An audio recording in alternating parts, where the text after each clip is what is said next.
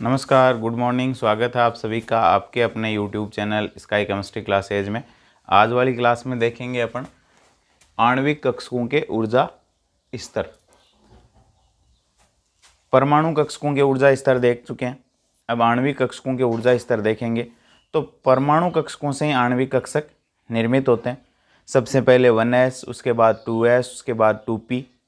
लेकिन इसके अंदर क्या है, इसके अंदर सिग्मा बॉन्डिंग और sigma anti bonding, pi bonding और पाई एंटी बॉन्डिंग, इस टाइप के आणविक कक्षक निर्मित होते हैं। तो उनका ऊर्जा स्तर अपन देखेंगे। तो सबसे पहले देखो 1s परमाणु कक्षक होता है।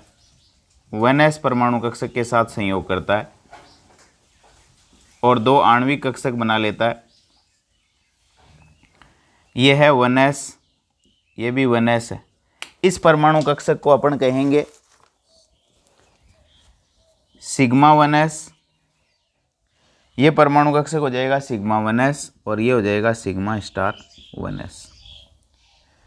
उसके बाद आते हैं 2s पे। तो ये 2s कक्षक, ये दूसरा 2s कक्षक,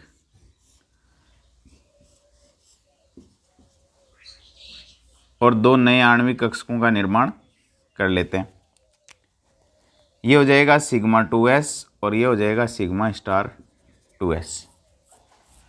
अब आते हैं p के अंदर। तो ये हो जाएगा 2p कक्षक। पहले 1s आता है, फिर 1s के बाद 2s, 2s के बाद 2p।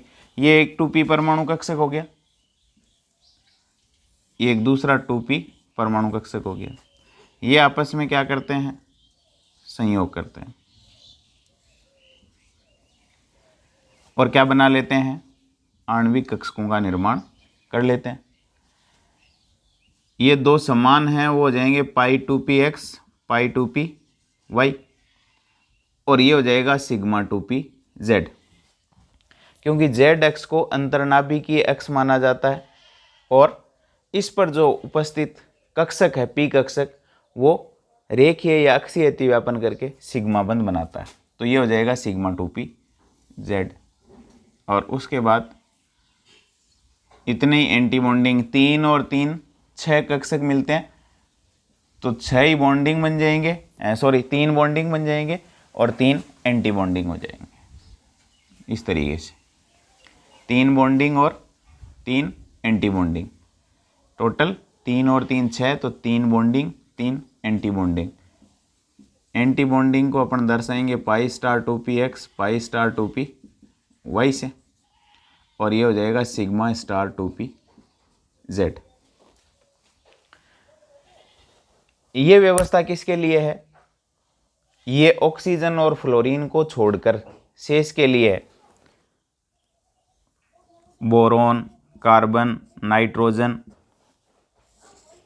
अणुओं के लिए, बोरोन, कार्बन, नाइट्रोजन अणुओं के लिए, C2, N2, B2, इन अणुओं के लिए ये आता है। अब ऑक्सीजन और फ्लोरीन के लिए क्या है, तो ऑक्सीजन और फ्लोरीन के लिए देखो व्यवस्था में थोड़ा सा बदलाव है। ये एक 2p कक्षक, ये दूसरे परमाणु का 2p कक्षक, ये भी 2p, ये भी 2p।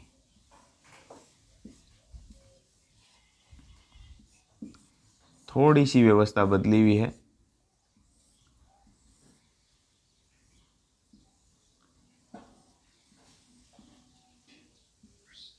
ये वाली, ये 2p, ये 2p, ये सिग्मा 2pz, ये पाई 2px और पाई 2py, ये पाई स्टार 2px और ये पाई स्टार 2py, और ये सिग्मा स्टार 2pz। ये व्यवस्था किसके लिए है, O2, F2 अणुओं के लिए।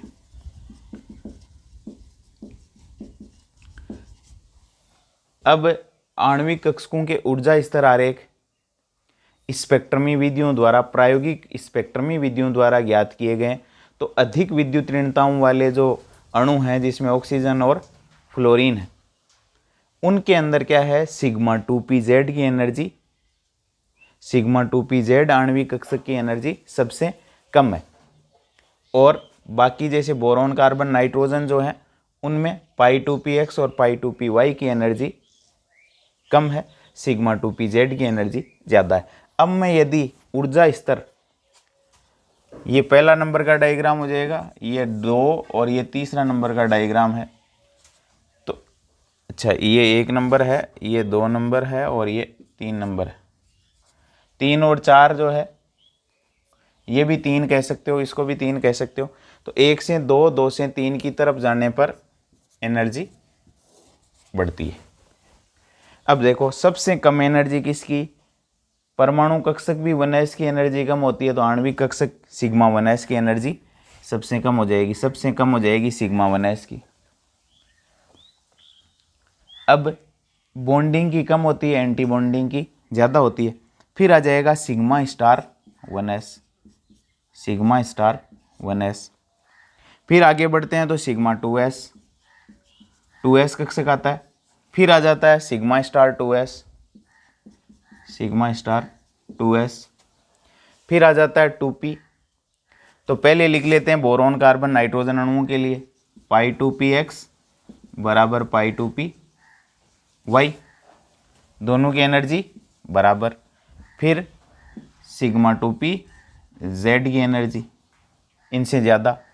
फिर आ जाता है π*2px, π*2px बराबर π*2py, इन दोनों की बराबर है, ये लो। फिर आ जाता है σ*2pz, ये σ*2pz आ जाएगा। एनर्जी इधर से उधर जाने पर क्या हो रही है, बढ़ रही है। तो सबसे कम एनर्जी वाले आणविक कक्षक ये दोनों, उसके बाद इन दोनों की, फिर ये और फिर ये लिखा है। तो ये ऊर्जा का बढ़ता क्रम हो जाएगा इससे इधर जाने पर। कौन से अणुओं के लिए, बोरोन कार्बन नाइट्रोजन के लिए। तो ये हो जाएगा बोरोन कार्बन और नाइट्रोजन अणुओं के लिए। शेष जो है ऑक्सीजन और फ्लोरीन, उनमें थोड़ा सा बदलाव है। क्या, σ1s, σ*1s ये तो ठीक है। फिर σ2s, σ*2s। फिर आ जाता है π2px बराबर π2py, इन दोनों की एनर्जी बराबर है। यहाँ थोड़ा सा बदलाव है। क्या बदलाव है कि इसके अंदर ऑक्सीजन और बोरोन कार्बन नाइट्रोजन और ऑक्सीजन और फ्लोरीन में, इसमें σ2pz की एनर्जी कम है, π2px और π2py की एनर्जी ज़्यादा है। तो मैं यहाँ चेंज कर देता हूँ, σ2pz की एनर्जी कम है, π2px और π2py की एनर्जी तो आपस में बराबर है, लेकिन σ2pz से ज़्यादा है। फिर आ जाएगा अपना π*2px बराबर π*2py। फिर आ जाएगा σ*2pz, किसके लिए, ये ऑक्सीजन और फ्लोरीन के लिए। ये ऊर्जा का क्या हो जाएगा, बढ़ता क्रम हो जाएगा। तो इस तरीके से अपन ऊर्जा स्तरों को दे सकते हैं। फर्क केवल इतना सा है कि इसके अंदर π2px, π2py की एनर्जी σ2pz से कम है, और इसके अंदर क्या है, σ2pz की एनर्जी π2px और π2py से कम है। यानी ऑक्सीजन और फ्लोरीन अणुओं में σ2pz की एनर्जी कम है, इतना याद रखना है। नीचे की तरफ है वो एनर्जी कम है। बाकी शेष अणुओं में बोरोन कार्बन नाइट्रोजन आते हैं, उनके अंदर σ2pz की एनर्जी π2px π2py से ज़्यादा है। तो ये चीज़ अपने को ध्यान में रखनी है। तो ये है आणविक कक्षकों के ऊर्जा स्तर। अब देखो नेक्स्ट है इलेक्ट्रॉनिक विन्यास और आणविक व्यवहार, यानी इलेक्ट्रॉनिक विन्यास अणु के व्यवहार को कैसे प्रभावित कर देता है। इलेक्ट्रॉनिक विन्यास, आणविक कक्षकों में इलेक्ट्रॉनों के वितरण की व्यवस्था। आणविक कक्षकों में इलेक्ट्रॉनों के वितरण की व्यवस्था। इलेक्ट्रॉनिक विन्यास कहलाती है। आणविक कक्षकों में इलेक्ट्रॉनों के वितरण की व्यवस्था इलेक्ट्रॉनिक विन्यास कहलाती है। ऐसा ही परमाणु कक्षकों में होता है। अब इलेक्ट्रॉनिक विन्यास बढ़ते टाइम वही आप वो सिद्धांत को ध्यान में रखा जाता है, हुंड और पाउली का अपवर्जन नियम, यानी इलेक्ट्रॉनों का युग्मन तब तक नहीं करेंगे जब तक कि समान ऊर्जा वाले कक्षकों में समान इलेक्ट्रॉनों का वितरण नहीं हो जाता है या बराबर बराबर इलेक्ट्रॉन वितरित नहीं हो जाते हैं। तो अब ये आणविक व्यवहार को इलेक्ट्रॉनिक विन्यास कैसे प्रभावित करता है? तो सबसे पहले प्रभावित करता है अणु के स्थायित्व को। कौन? इलेक्ट्रॉनिक विन्यास। यदि बॉन्डिंग के अंदर इलेक्ट्रॉन, बॉन्डिंग यानी बंदी आणविक कक्षक में इलेक्ट्रॉनों की संख्या एंटी बॉन्डिंग से ज़्यादा है, बॉन्डिंग में ज़्यादा है एंटी बॉन्डिंग से, तो अणु, ऐसा अणु क्या होगा? स्थायी। लेकिन यदि Na यानी एंटी बॉन्डिंग के अंदर बॉन्डिंग से क्या है? इलेक्ट्रॉन ज़्यादा है, तो ऐसा अणु अस्थायी होगा। एंटी बॉन्डिंग आणविक कक्षकों में इलेक्ट्रॉनों की संख्या बॉन्डिंग आणविक कक्षकों से ज़्यादा है, अणु अस्थायी होगा। और यदि Na बराबर Nb दोनों बराबर हो, बॉन्डिंग एंटी बॉन्डिंग, तो भी अणु क्या होगा? अस्थायी होगा। यानी इलेक्ट्रॉनिक विन्यास स्थायित्व को बताता है। बी यहाँ बॉन्डिंग को बता रहा है, ए यहाँ एंटी बॉन्डिंग को बता रहा है। बॉन्डिंग में इलेक्ट्रॉन ज़्यादा स्थायी, एंटी बॉन्डिंग में ज़्यादा या दोनों बराबर तो अस्थायी। दूसरा, सेकंड, अणु के स्थायित्व को प्रभावित करता है। और किसको प्रभावित करता है? तो आबंध कोटि को प्रभावित करता है। आबंध कोटि, bond order, bond order. Bond order क्या है? तो BO यानी बॉन्ड ऑर्डर बराबर होता है 1/2 Nb माइनस Na। बंदी आणविक कक्षक माइनस प्रतिबंधी आणविक कक्षकों के इलेक्ट्रॉनों का अंतर को डिवाइड कर दिया है 1/2 से। Nb क्या है? बंधी आणविक कक्षकों में इलेक्ट्रॉन, और Na क्या है? प्रतिबंधी आणविक कक्षकों में इलेक्ट्रॉन। तो वो हो जाएगा BO बराबर 1/2 Nb minus Na, bonding minus anti bonding, ये हो जाएगा आबंध कोटि। तो बंदी आणविक कक्षक जिन पर स्टार नहीं लगे हुए उनमें से प्रतिबंधी आणविक कक्षकों में उपस्थित इलेक्ट्रॉनों की संख्या को घटा दो तो अपने पास बॉन्ड ऑर्डर आ जाएगा। आगे अपन ज्ञात भी करेंगे लेकिन फॉर्मूला काम में आएगा। 1/2 बॉन्डिंग कक्षकों में इलेक्ट्रॉन माइनस एंटी बॉन्डिंग में इलेक्ट्रॉन। थर्ड,